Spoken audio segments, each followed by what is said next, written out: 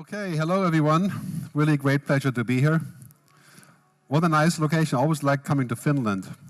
Not for the weather, but for everything else. But it's great to speak in a tent for a change. So it's really a pleasure. I live in Switzerland. Oh, I have some commentator out there. That's good. So I live in Switzerland, but I spent 17 years in the US as a musician and a producer. So if I speak too quickly, that's why, because in the US, if you speak slowly, then people are leaving, So just wave if I speak too quickly. Right. I want to kick this off with a simple question. Does anybody have ever heard of a company that is loved by its users because it's efficient? Right. This is a question I get all the time. This whole issue about saying, well, technology is really great for efficiency. We can make more money. But when you think about relationships and people and companies, why do people love companies or love each other? It's not because of efficiency. Right? And I would in fact say that people will not love your company or your business because of technology. They may hate you because of your technology, if it's bad, like British Airways. But the reason that people love you would be for different reasons, for reasons of humanity. And that's what I want to talk about today. My job as a futurist is, by the way, not to predict the future.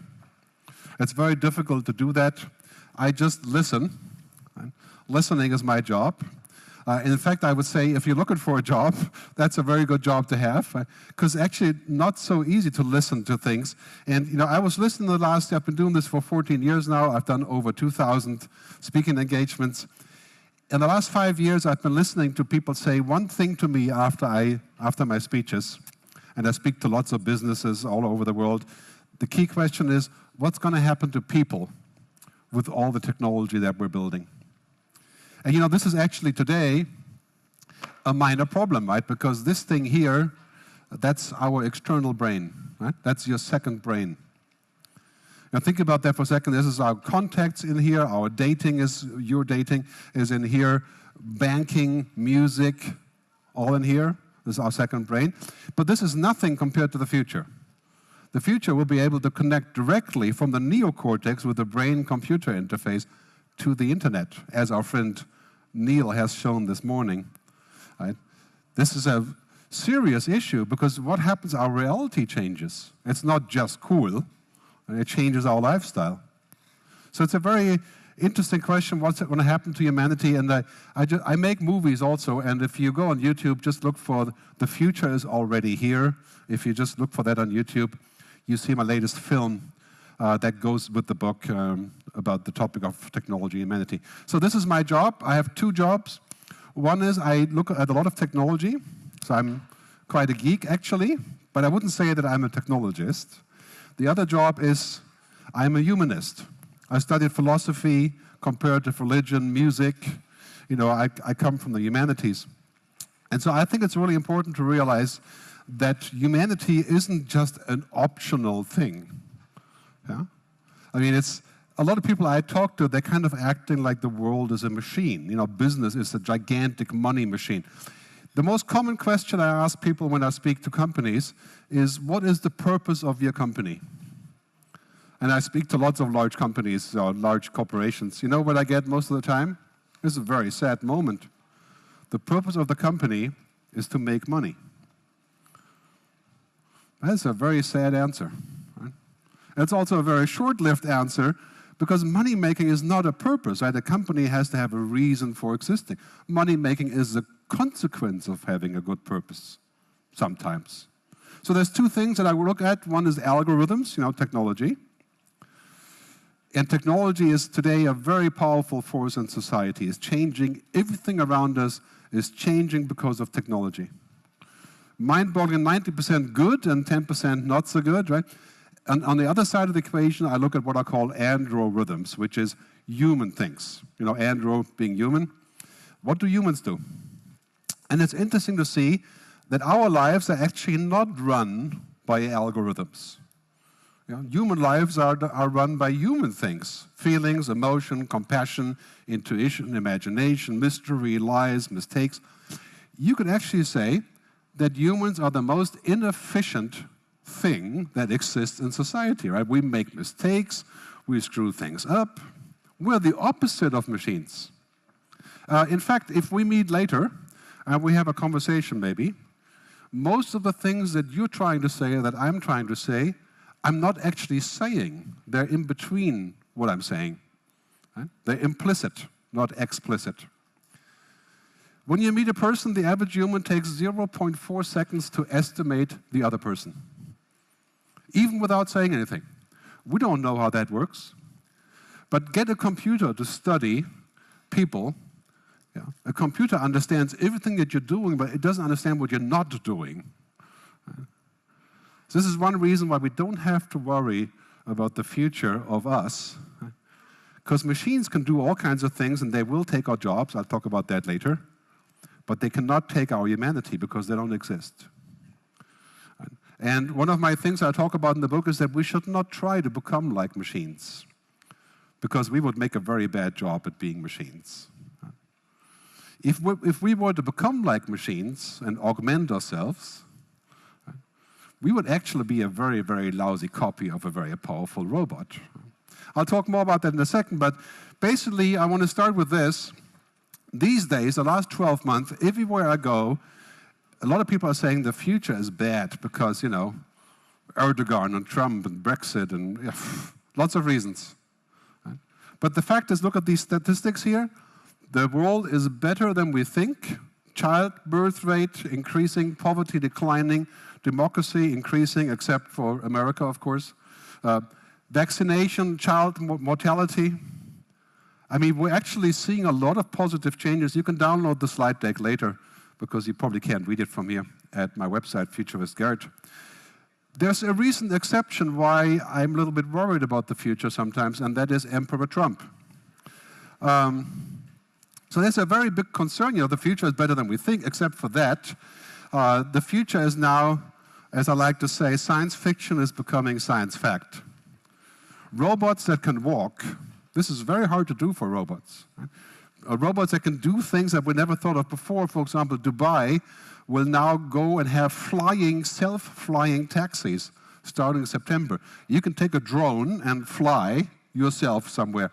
I would not recommend you try this. This is bound to fail. A car, okay, but a flying drone, I'm not sure. Face recognition is now 100% perfect. Facebook is using this very technology to analyze every single photo you're putting up on Facebook. And it understands everything about us from the facial expression. This is now widely used in banking and customer service. Intelligent machines like the Amazon Echo and Google Home that sit in your living room that you can talk to. There's 16 million Americans have these machines. And you know what the headline is on these companies are saying, this is not a robot, it's a friend. Well, that's an interesting equation. I mean, you can only imagine where this would go to. Maybe I can get married to such a friend and avoid all the human trouble of interaction. Pathesisys, right? I mean, mind-boggling what's happening there is it's the possibility of healing things and science fact, actually doing things that all of a sudden are now possible. Mind-boggling. So believe me when I talk about the future, there's one thing that's quite certain, and that is that business as usual is dead. The German Chancellor Merkel, here with the typical German beer, just mentioned 2 days ago that basically because of America now, Europe is forced to become its own place. And this is a very big shift in society.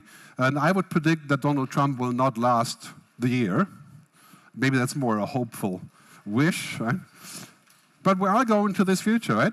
We're going into a future where all of a sudden things are dramatically different. Donald Trump wants to get out of the Paris climate agreements. It took 30 years. I mean, I have no idea where he came up with this, right? The most important question on earth, he wants to go back. But this is going to lead us to this place, right? The United States of Europe. This is a very important idea. I'll tell you why that's important in a second, what it has to do with technology. But this is kind of where we're going, I think, in the long term.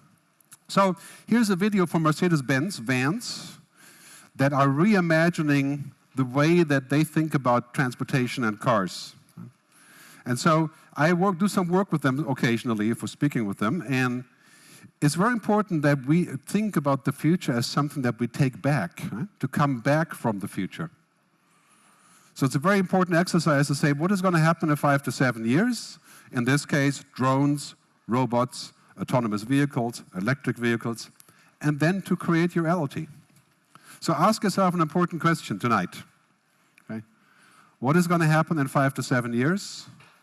And how are you going to get there? Whether it's yourself or your company. That is the key question. Because 5 to 7 years are going to be completely different. We're living in a world of exponential change. In roughly 2 years, a machine will be able to understand 100% of your language, even in Finnish or in Swiss German, and it will be able to translate it. So we're looking at a future that is so mind-bogglingly different. That is the key question: how future-ready are you? And I would maintain this is not just all about technology, it's also about your personality, your skills. You know what skills you don't need in the future? Anything that a computer can do. And what can the computer do? Increasingly more. Right? Bookkeeping, accounting, financial advice, driving a car, flying an airplane, serving fast food, fixing the telecom network, doing all the grunt work, all of the routine work. Bottom line is, anything that's routine, a machine will do. Okay? In America, they have a funny saying, they say sometimes, if you can describe your job, a computer will take it. Okay? We have to move up the food chain and do human jobs. Negotiation, discussion, invention, transformation, creativity. That's why we're here, of course, because we want to be human. If we were machines, we could just meet on Facebook. So, this is what's happening right now, and this convergence of man and machine, basically, this is going to take years, maybe 7, 8 years, not decades. If you're my age, you're not going to get away. Okay? It's going to happen very quickly. The possibility, for example, now, speaking to a computer. There's the first computer, I'll show you a sample in a minute, that can actually copy my voice and speak like me. You may have seen Black Mirror. Somebody has seen Black Mirror, right? The TV show, right? Where a computer can actually put you together from your data and act like it's you. It's a great show on I think, HBO. So it's a key question. We have to think about the future as something, for example, voice recognition. You see the graph here is becoming almost perfect. Genetic diseases we can analyze now using technology. You know what's going to happen here? Roughly 20 years, we'll be able to defeat and prevent major diseases. Cancer, quite difficult, but diabetes, Alzheimer's. I mean, really, really powerful things that we're going to be able to do because of genetic engineering. We may move into a future where we can actually not die. I mean, this sounds bizarre, doesn't it? The fact is, the kids of my kids will, in average, already live to be 100 years old because of technology. Is that a good thing or a bad thing? It's probably bad for retirement, because there will be so many of us. But I mean, our future is changing exponentially in such a way. So very important, if you run a business, don't be experts on a previous version of the world. I talk to lots of businesses, and for example, the media businesses, you have media advertising people, and they used to be all about TV and mass medium. But as you can see on this graph, it's the internet now. Right? The internet has more advertising value than television. Energy, if you're an expert on the old world, it's 84% oil and gas and coal. The future, 100% renewable energy. Okay? If you're looking for a safe job for yourself or for your kids, it's to be an expert on the new version of the world, the connected version. That's very important because it creates different possibilities. So I came up with this graph. The left guy is looking through a funnel, looking at a very narrow world because he's an expert. There's a joke sometimes people say, if you ask an expert, the answer is always no, right? Because you've learned all these things. So we have to open our view, right? We have to assume less and discover more. It's a great saying in Zulu, in South Africa, that says, assumptions are the termites of relationship. We're assuming that something is a certain way, and so therefore it is. Right? Think about the future differently. The future doesn't suck. Okay? Robots will not kill us. Right? Technology is mostly good. But technology is not the purpose of life. Right? That's something we have to also keep in mind. I'll tell you in a second why that is. So we're moving into a very complex situation, as I'm sure you've noticed. You know, we're going to have 8 billion people connected to the internet in 7 years. That's twice as many as today. And you know, in 30 years, half of the world's population will be either African or from Africa.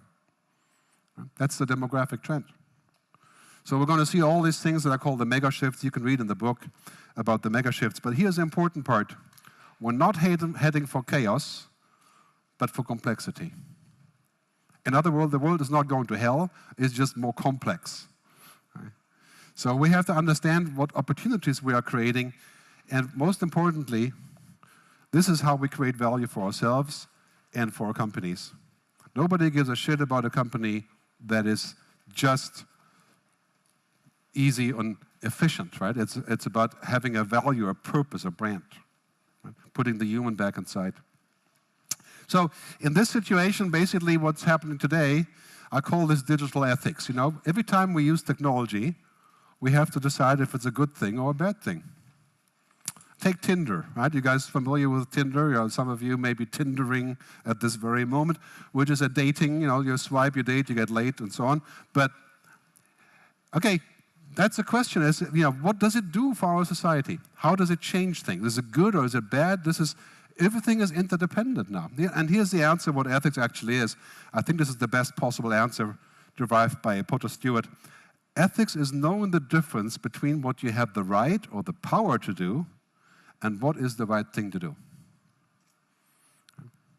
So, and this is going to be a very big question because in 10 years we can change our genes to be different. In 5 years, we can augment ourselves using augmented reality and virtual reality and become superhuman in the sense of, you know, work 1,000 times as fast. Is that a good thing? Is that a bad thing? It's already a big debate today that, you know, if you're 5 days pregnant, you can have your genes analyzed and you can predict what kind of baby you may have and then decide accordingly. I mean, these are very big ethical questions that are going to face us every single day. So here's the answer for this. Going back to the old Greek, ancient Greek, technology isn't good or bad, it just is. It just exists. You know, when we apply technology is when we decide what to do with it.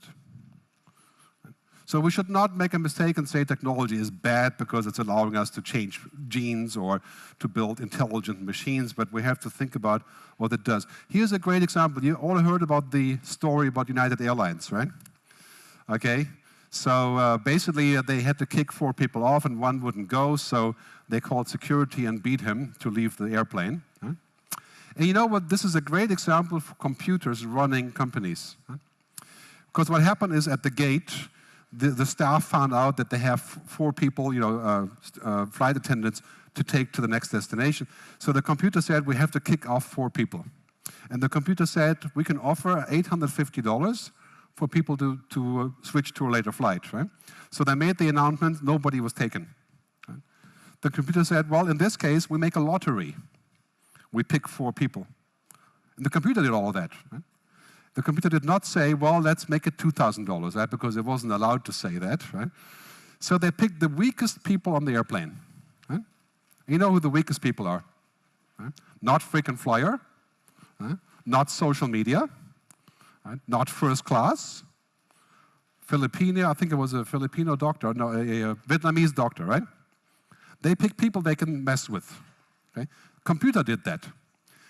3 went, he didn't go. And then the guy made trouble on the airplane, and the computer said, wait, we have a potential criminal act on the plane, right? Because the computer didn't understand the context. Huh? They just called security. Security didn't know the context, beat the guy up, right? And this is all because the computer was making decisions. Huh? That's called management by algorithm. Huh? And this is the result, right? I mean, you have this, you've seen the videos on YouTube, right?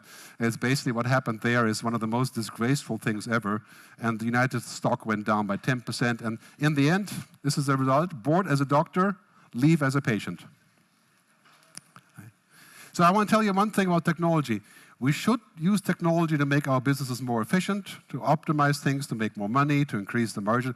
We should not use it to treat people like this, right? If the person at the gate had any power, you know what she or he would have done? He would have said, let's make it $3,000. Right? You know, United Airlines lost $740 million in stock market valuation. Right? That would have been a good decision. But the algorithm said, you can't do that. You can't override the computer. So let's not make computers the decision makers on things that we should be doing. A very important question. Put the human back inside. So this is the bottom line here. As I'm sure you're aware of, technology is morally neutral until we use it. And right now, when we're using these things, you know, it's not much of a moral thing. You know, we can do stupid stuff, but it's not a big deal.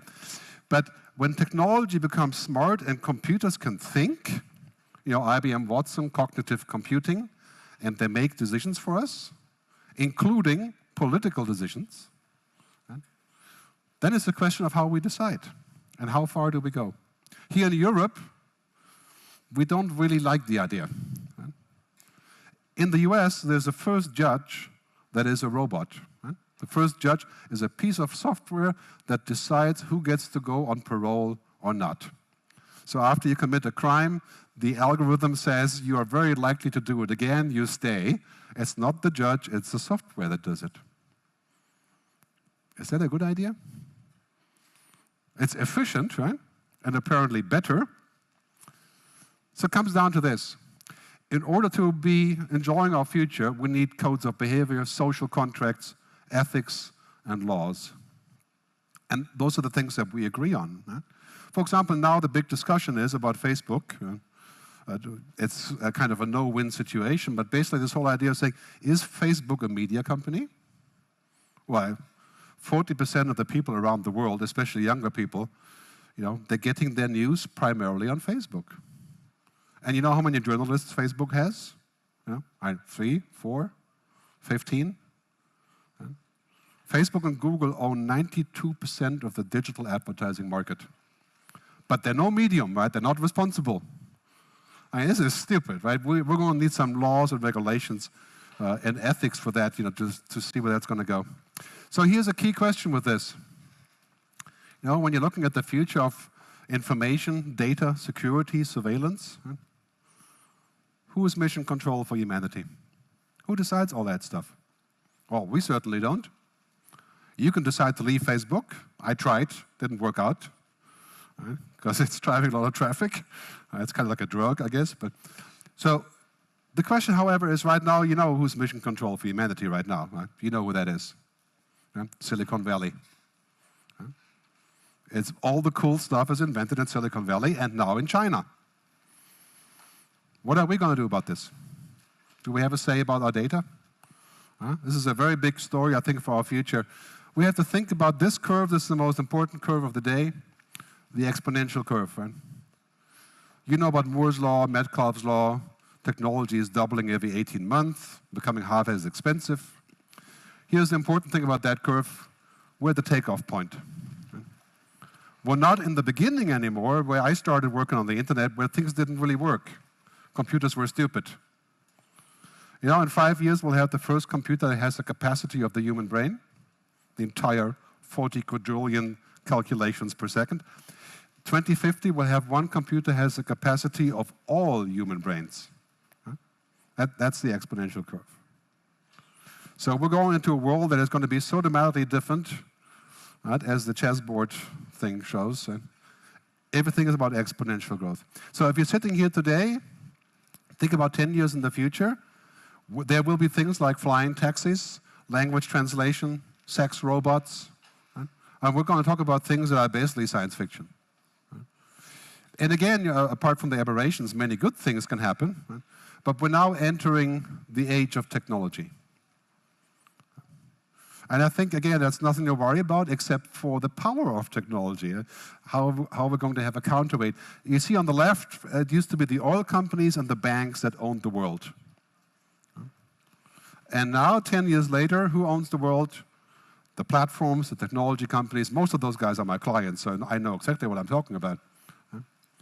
So this changes things, right? It's basically quite clear technology has no ethics. Technology doesn't understand love, emotions, mystery, accidents, lying, mistakes. Technology is just zeros and ones. Imagine if you were married to a person that's a 0 and 1. Right? You'd always just get one answer, and then it would be completely fact-driven. No matter how fast they are, it would still be zeros and ones. You know, humans don't work on zeros and ones. We have maybes, maybe later, maybe never. Ask me again tomorrow, or maybe I'll lie to you, or, yeah. It's not zeros and ones. There's like 1,000 different variations. So what we have to do is not to teach the machines to be humans. We have to take our own ethics, our own beliefs, and put them on top of smart machines. In other words, technology is a fantastic tool, but it's a terrible ruler. I mean, you don't have to watch movies for this to see where this could be going. I think in general, you know, we're looking to a world that I call hell-then. You know, hell and heaven. Okay. Now, I would say today we're in a lucky spot, right? Because 90% of technology is heaven. It's magic. Huh?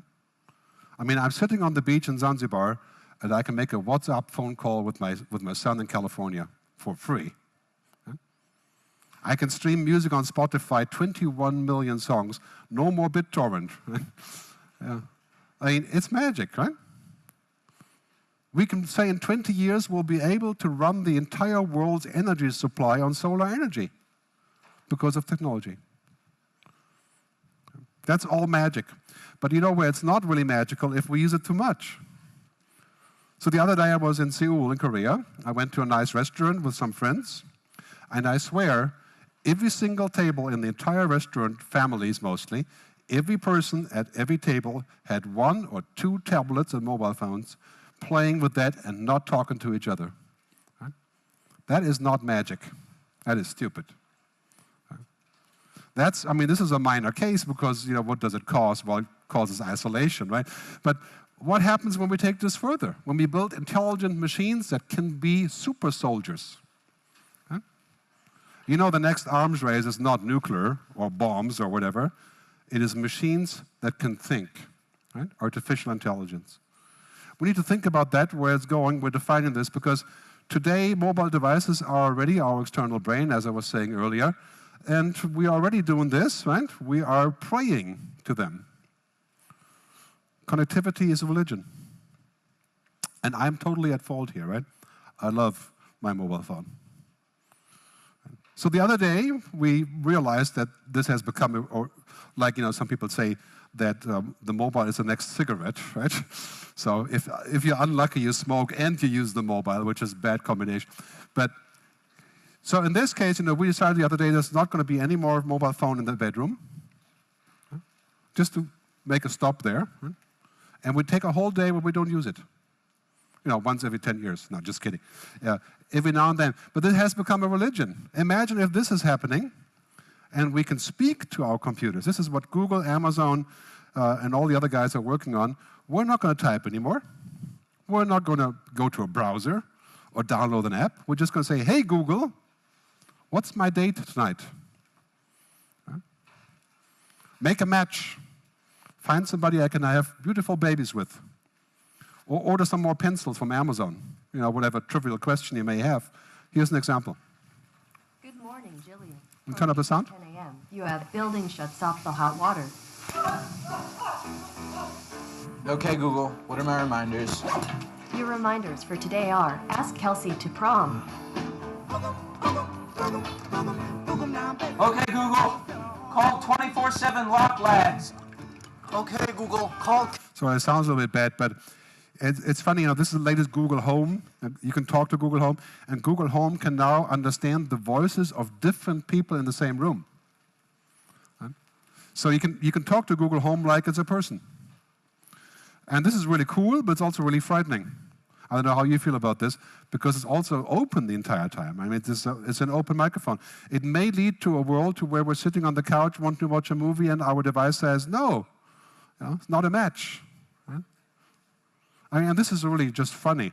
But think about this device saying, you know what, from your personal profile, I can see you're unhappy most of the time. I can see that from your face. And I have this medication I can send to you. Right? And it just orders it for you to make you happier, to prime you for the future.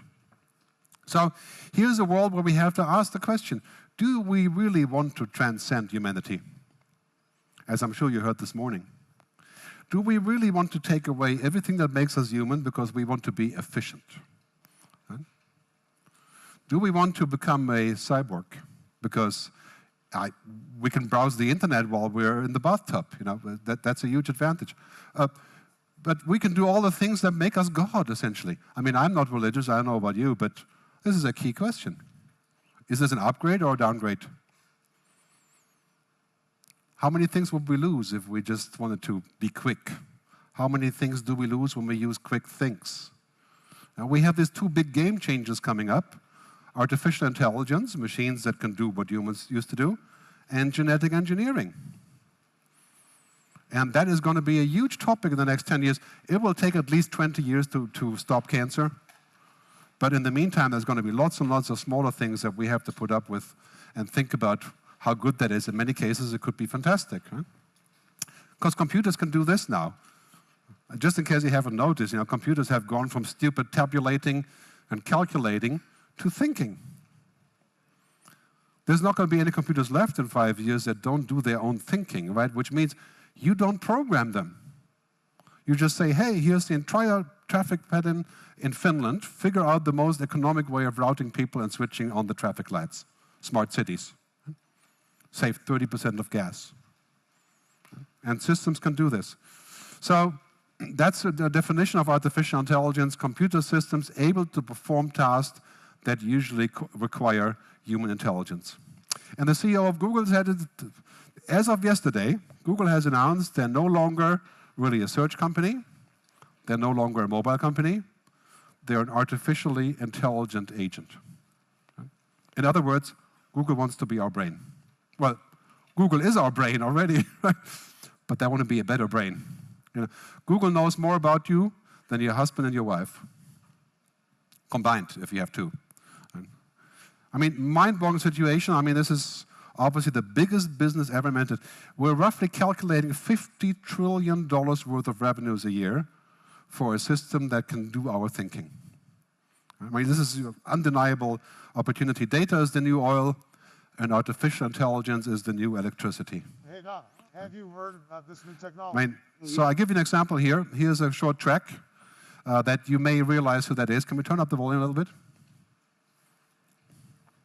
Hey, Don, have you heard about this new technology? Are you speaking about this new algorithm to copy voices? Yes, it is developed by a startup called Lyrebird. This is huge. They can make us say anything now, really anything. The good news is that they will offer the technology to anyone. This is huge. How does their technology work? Hey guys, I think that they use deep learning. It's a little bit hard to tell. This is not Hillary Clinton or Donald Trump. It's an artificial intelligence speaking like Hillary Clinton and Donald Trump. And as you can tell, that's not perfect.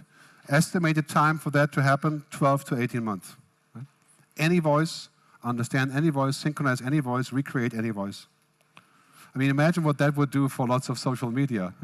I mean, it's frightening, but it's also potentially powerful, right? And we're going into a future of the Internet of Things. You heard about that? It's basically connecting everything. Gas pipelines, the environment, cars. Cisco is estimating that roughly 800 billion connected devices in 7 years.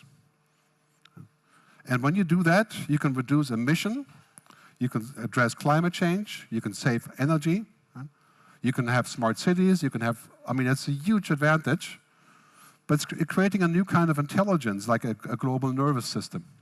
And here's the question. This is 90% good today, but in 10 years, who's going to run this? Is it going to be the Finnish government or the European Commission or some server in China? I mean, every data point of your life, your health record, your money, your purchases, your credit card, your car movement, your mobile phone is going to be in there. And we're going to do this because it's so convenient and so powerful that if we don't do it, we'll be like incompetent, like a guy without Viagra, you know? Mental Viagra, so to speak. So we're talking about a situation here that is going to be like this. And you know, if I play this clip for a 15-year-old, they're like, oh, what's the big deal? It's very powerful. It's convenient, right? Not a problem.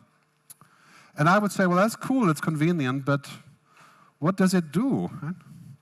This could be heaven. It could be hell to have such a global brain. Because here's the key question. Do you believe that humans are just technology?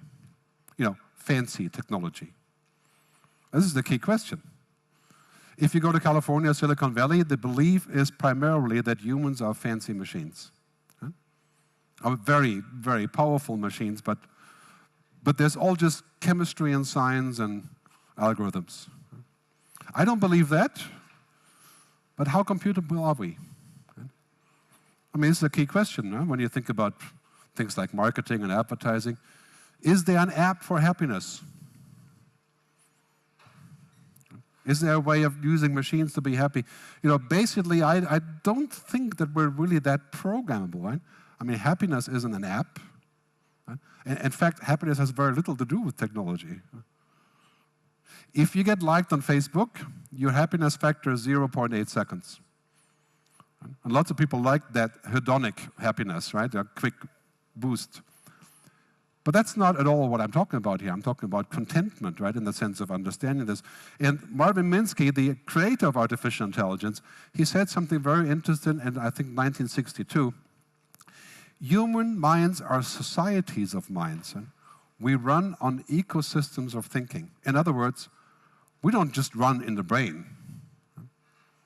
We collaborate and we run on different thinking, right? We have this kind of thinking: intellectual intelligence, social intelligence, and emotional intelligence. At least some people have emotional intelligence.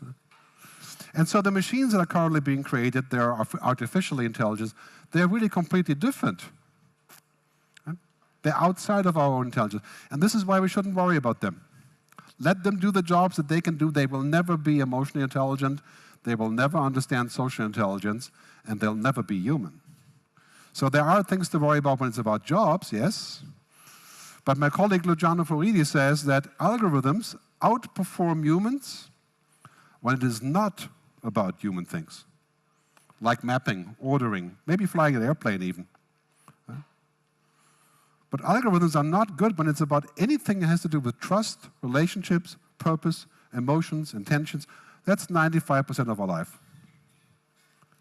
So let's use technology to be better and more efficient, right? But let's not give up things that we should be doing to technology. Because this is how we live, right? We live in this spectrum. Daniel Kahneman, world-renowned psychologist, says, we don't think with the brain, we think with the body. Right? I mean, the way that we think is not at all like a computer. I think this is also very hopeful for our future, because basically we're heading into this future, right? A lot of people are saying, what is happening today is that we may become useless. Right? Useless cab drivers, useless bus drivers, useless bookkeepers, right?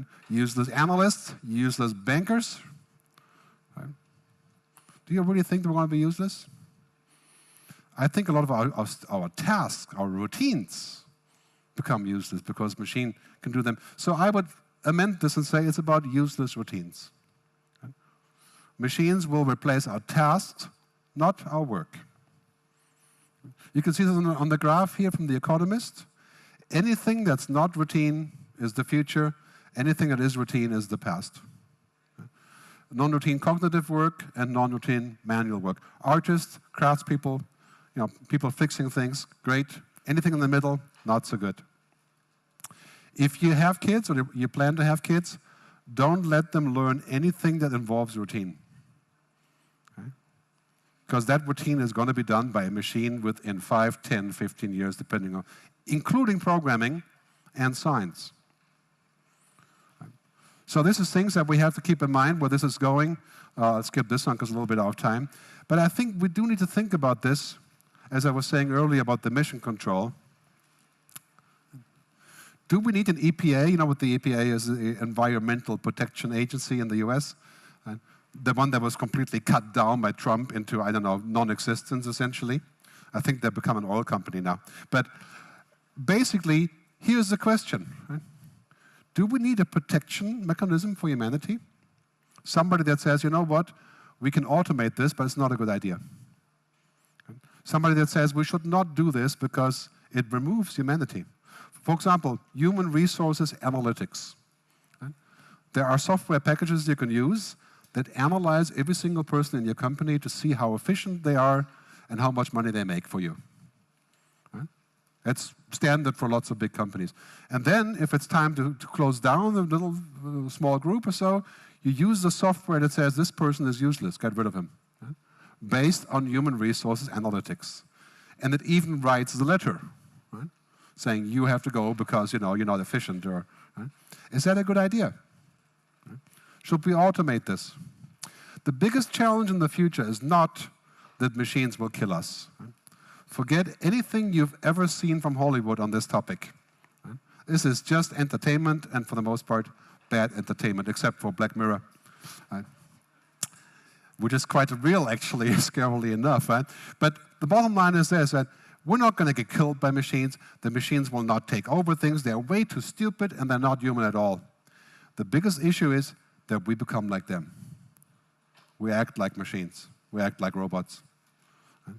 In other words, rather than talking to each other, we go through a tablet and send a message. We let the machine decide where to eat. We give up our own authority. That is the biggest problem, and I think right now we're only at the very beginning. The Facebook problem is just a minor nuisance. So the only way you can avoid this, for example, in the case of Facebook, let's get a paid Facebook. Let's pay 20 euros a year, and there's no advertisers, no investors, no IPO, no bullshit. Right? But would you do that? Let me know, because I want to build one. So bottom line is this, we should never put efficiency over humanity. We should never make it more important that we're functioning according to some stupid algorithms, right? Or some very smart algorithms, just because it makes things easier. Right? We should never get to that point, because I think ultimately this is what it's all about. Technology is not what we're seeking, at least not most of us. It is how we seek. This is a very old wisdom, right, from a German philosopher. Forgot where it's from, but I took it over. But bottom line is, we're not seeking to get technology so we can be happy with technology. We want to be happy with our lives. Right? The purpose of life is not technology, it's happiness. Right? Going back to the ancient Greek again.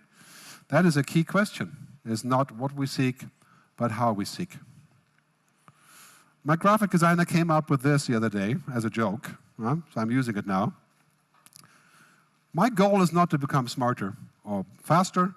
Well, I'm going to fail on that anyway, because I'm not 15. My goal is to become more human. Our future is not to become like the machines, not to give authority to the machines, but to sit on top of the machines. There is no denying that if we don't use technology, we're going to fail. There's no way back. We cannot go back and say, well, let's not engineer thinking machines. Let's not fight cancer. Let's not solve the global warming problem. That's not going to happen. But we have to take a positive approach. Becoming more human is our future. Again, if you have kids, have your kids understand technology. That is essential. Right? If they don't understand technology, that would be tough. But make them good humans. Creativity, design, understanding, negotiation. Don't pay for an MBA. Send your kids to India for half a year. Right? I mean, this is what people are doing in the US now. Seriously. They're saying, rather than paying an MBA for 4 years, I'm going to pay you money for a startup. Right? I mean, that is what human intelligence does. So the future in a nutshell is this, right? I mean, we're clearly seeing here technology's cards are stacked. Every week there's a major breakthrough. And that's very exciting. If you build robots, if you build technology, I mean, it's nirvana, right? Because it's everywhere. And the money is limitless, right? We're talking about roughly the economy of data is over 50 to 60 trillion a year. I mean, this is mind-boggling. But the bottom line is this. Humanity is not just another nice thing to have. Right? Technology is not sustainability, is not greenwashing. Right? I mean, humanity is really about what we are. Do you really want to give up humanity so you can be more efficient? Are you going to look to transcend who you are so you can constantly go shopping online without using a machine? That strikes me as a rather weird idea. Defining the mix today. You heard about Mark Andreessen from Netscape, and who said in 2011, he said that software is eating the world, right? You may have heard this before. Everything is becoming software. Right? To which I would say today, let's make sure that software is not going to end up cheating the world. Let's make sure software does what it's supposed to do and not more. I don't want software to tell me what to do. I want to tell it what to do. Let's make sure we don't get more of management by algorithm automation. Let's make sure we don't give the routines to machines, but don't delegate relationships. Let's make sure we don't end up in a place like this, or in a place like this, to where the machine is filtering us. Let's find a good compromise. I think this is what it's ultimately all about. So here's a short 4 rules, and then I'm going to take some questions. There's been a great conference in Asilomar talking about the value of technology, and they have some great guidelines I want to use for this too. First, technology should always have human values. All of technology should be compatible with human dignity, rights, freedom, diversity. The benefits need to be shared. You know, technology has created more inequality, not less. I mean, we don't have more equality today because we have the internet, right? As the opposite is true. We have more monopolies than ever before. That doesn't make the internet bad. But you know, the primary reason of terrorism is inequality. We have to solve that. So technology has to be equal, has to be available. We have to think of ecosystems. We need to think about the societal issues, cultural issues. We probably need a robot tax, as Bill Gates has suggested. And we have to make those companies responsible. And we have to be responsible. We cannot afford a future to where we have companies saying, like the United States gun lobby, the companies that make guns, are saying, you know, people kill people, not guns. We just make the guns. That is not going to work here. We have to be responsible for what we write, what we create, what we program. And I'll leave you with the bottom line of my book. We have to embrace technology, but not become it. There is no option for us not to embrace technology. That is a minor option if you want to move to Amish country or something, you know, or maybe the top of Finland. But even there, technology is a fact of life, and we create technology. But we should not become technology, because that would be a downgrade. It would be a minor part. It would be a 95% reduction of what we are. So I want to thank you very much for listening, and I hope you'll consider my book, and let's take some questions. Thanks for listening. Please, big round of applause for Gerd. Thank you. Lovely talk. Thank you, sir. Any questions to open the floor for Gerd? First question gets a free book. Now, somebody... Oh, there we go. Mikhail's going to go up there. There we go. Where's the question? Right at the back there. Oh, I can't throw that far. You're going to have to come and get it. I can't throw that far. There's no Amazon delivery? I think I got the microphone. I get the drone to bring it to you. Yeah. So you were saying earlier that, like, you were talking about Facebook on your phone, and you were saying basically you don't really have a choice. You have to have it on that. And my question is kind of related to that.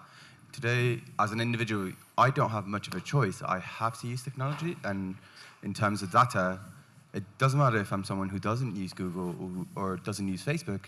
I'm going to have a profile, whether I like it or not. And my question to you, or more about your opinion on this, is like, what do you think we can do in that case? Because, I mean, as an individual, it doesn't matter if I don't want my house to be on Google Maps. It will be there. It doesn't matter if I don't want a picture of my house to be there. Like, funny story. Yeah. You have a picture of my dog on Google Maps, and I find that ridiculous. But I don't have a choice there. I can't do anything about it. Good question. I mean, I'm not saying that at all, actually. I'm a very heavy technology user. So that'll be the last thing I'm saying. We cannot actually say that we don't want to use it because we become incompetent kind of without it, right? And it's all happening anyway. I mean, think about this for a second. If we were able to save one single person from cancer because of genetic engineering, that would be all the reason we need to invent that technology. Right? But on the other hand, the same technology that prevents the cancer could be used to create programmed people, right? To create superhumans. So the answer really is, we need government, we need to discuss this, we need to have a social contract, we need to find a balance, right? Not a yes or no. Right? For example, if you have an accident and you get your legs cut off in the car, you have no legs, you can now buy a very fancy prosthesis if you have 500,000 euros that will be better than legs, for example, for mountain climbing. And you should be able to buy that. But should you be able to say, I want better legs, and buy the legs and have your real legs removed? Is that the same thing? No, it's not, right? So those issues will be everywhere now, and that's something we'll have to deal with. It's about ethics. Very interesting. Because what happens then if you're like, if you're to getting the new legs, well, then someone could be potentially like, what if I happen to put myself in a problem scenario where I just happen to have an accident? That has already happened. This is kind of a really strange story, right? I don't want to really get into this, but the bottom line is this. It's not a very good story for the end of the day. but the bottom line really is this, right? It's technology will make this possible. So we're going to have to find a way to create scenarios that are okay, other ones that are not okay, but not just say yes or no. I mean, for example, when we talk about alcohol or drugs or marijuana or whatever, right? We have certain laws and you can break them, right? But they serve a function of creating a balance of a sort. Right? Okay. You can drink alcohol, you drink a bottle of wine for breakfast, You can, but most people don't. So there's just something that we need to figure out with this technology because we are about to become superhuman. Okay. There's a question? Okay, over there. Oh, yeah. Hello. My name is Nick, and I am also a futurist. Hello. I have a question about longer timelines. Some have said from the perspective of big history that humanity has always had a relationship with technology and that relationship is actually what makes us human. So what do you see happening with that relationship in, say, the year 10,000? Oh my God. Oh yeah, that's a simple question. Just yesterday there was a new research report by the Future of Life Institute, and they asked 1,500 experts on artificial intelligence about when we're going to see machines that can do what we're doing. Right? And the average agreement from those people was the simple stuff like driving, 20 years, but in the end about 150 years to create a super intelligent computer. Right? I'm not sure I agree with that, right? But I think the scenario here really is quite obvious. In the next 20 years will bring a huge amount of changes to our entire social structures and also amazing opportunities. Right? So the issue about technology and humanity is an important one. There's a huge difference now. Is in the past we have innovated like a steam engine, right? Or the hammer, or the internet. It didn't change us. Just because we had a steam engine, that doesn't mean we're no longer human. Now technology is changing us. Right? Connecting my brain to the internet, that is a minor change, right? Virtual reality, there's already the first couple of people who are addicted to virtual reality, right? I mean, imagine a world where you're constantly connected, wearing this out. You don't want to go back, it'd be boring. You're just completely boring without that. Right? So, I mean, those are issues that we're going to have to deal with and find a balance, right? Without just saying no. We can't just say no, right? And we need the government for that. So my view is that in the next 5 years, every single government official that doesn't get these issues should move on. Because those are the major issues that we're going to look at, and also opportunities, economic opportunities. Hold down there. One thing that always, where'd the microphone go? Where are we? There he is, over there. One thing that part of it always gets me in this situation is we always seem to talk about human beings as humans. That's why they're humans. This broad range. There's so many, from people that are always going to be good or people are always going to be bad. In the middle, people can change, people can not. We're somehow worried that maybe the intelligence will become so great that what if it's tricking us? What if the computer becomes so smart and tricks us and then does something else? There are humans that will do that too. We sort of have this one idea that this is humanity, but humanity is such a broad range, such a grey area to begin with, that we're trying to hit this target, which is not even clearly defined sometimes. Well, we're going to have to agree on a global level as to what our strategy is here. Right? I mean, the worst thing that could happen to us is that if we have an arms race that we had with nuclear weapons, if we have that with artificial intelligence and genome editing, we're fried. Right?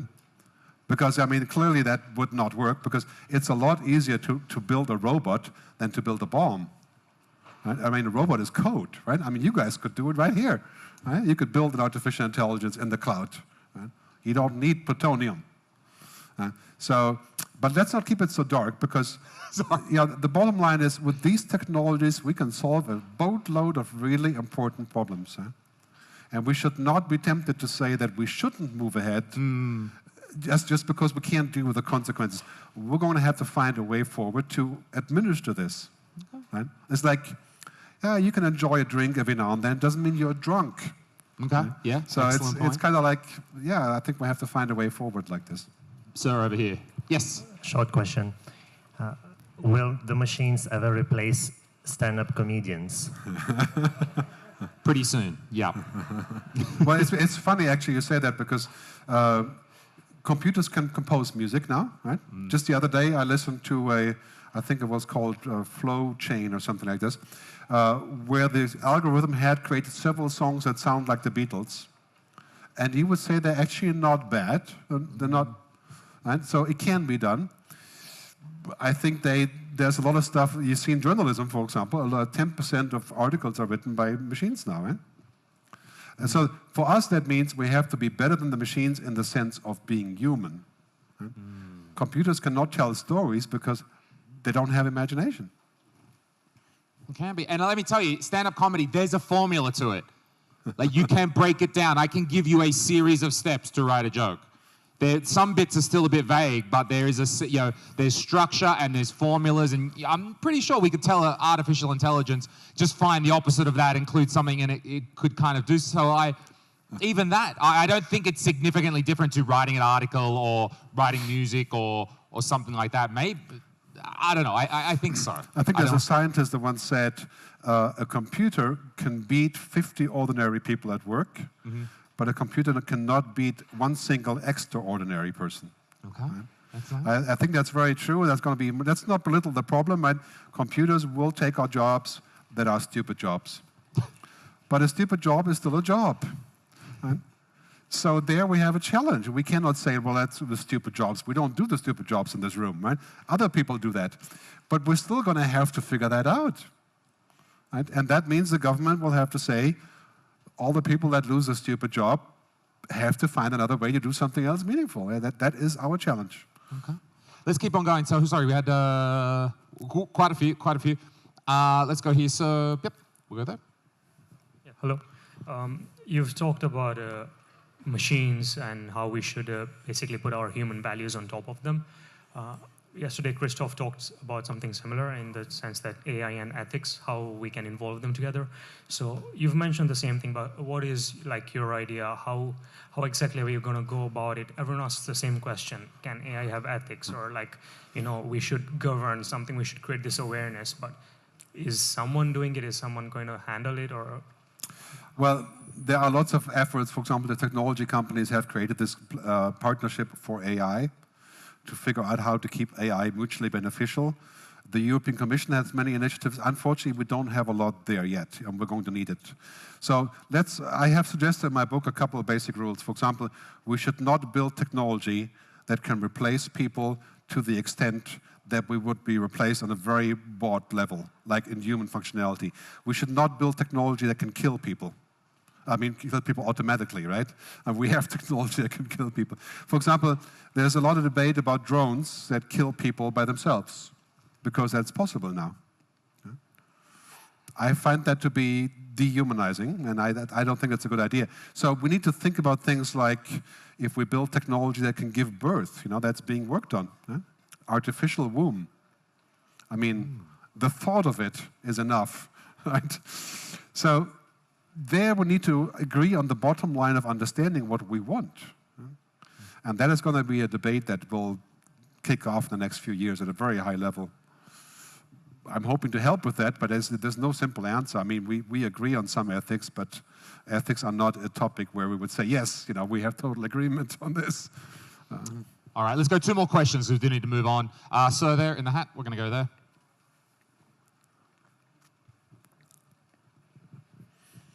Yeah, okay, everybody heard me good.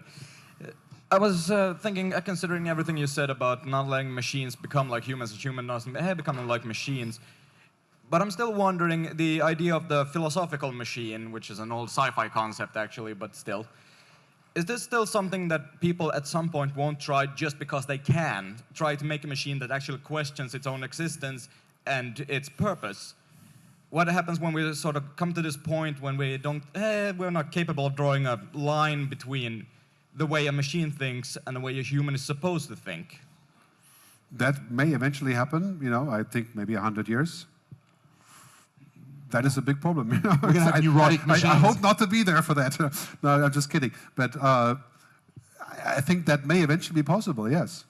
Right now, in our immediate lifetimes, what distinguishes a human from a machine are so many thousand different things that by the time we're done getting the benefit from the machine, we'll have plenty to do with that rather than trying to get the machine to be like us. But this is a question of guidance also.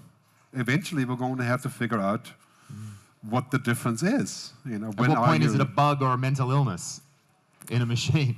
It's hard to say. Yeah, that is not an easy problem to solve. Except for, I think in philosophy, they have a concept of existence, right? And humans exist. In German, that's called Dasein, existence, right?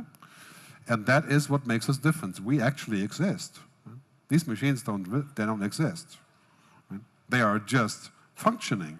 Right? They're simulations. So that's a more of a philosophical debate that will take all day, and we need some beer for that to continue. But a final question? Or over here. Okay. Yep, this guy. Get the microphone. Of course, my book is answering all of the questions, and so consider that for a second. Just kidding. It has actually more questions, but anyway. Yeah. Hi. You keep saying, or at least implying, that humans aren't machines. But what about, if I'm not mistaken, McCarthy said in the 50s that if you can describe a thing, you can build it. Yeah, I'm not with McCarthy on many issues, like this one. Right? I'm more on the other side of the equation there. I think that we have a hard time describing humans. That's still very true, right? For example, we have discovered that the brain does about 40 quadrillion calculations per second. Now, the other day, just 2 weeks ago, there was a new discovery saying that all the neurons in the brain that do the calculations, they also have tens of thousands of ways of networking with each other at any given moment. So the number of calculations is irrelevant. We have discovered that we still know shit about the brain. Right? So, and that is kind of a sign, I think, in 100 years, yeah. And then we have that issue, right? Maybe McCarthy was right in 100 years, I don't know. All right, cool. Thank you, sir. All right, we're going to have to end it there. Thank you. Please, one more round of applause for Gerd. Thank you.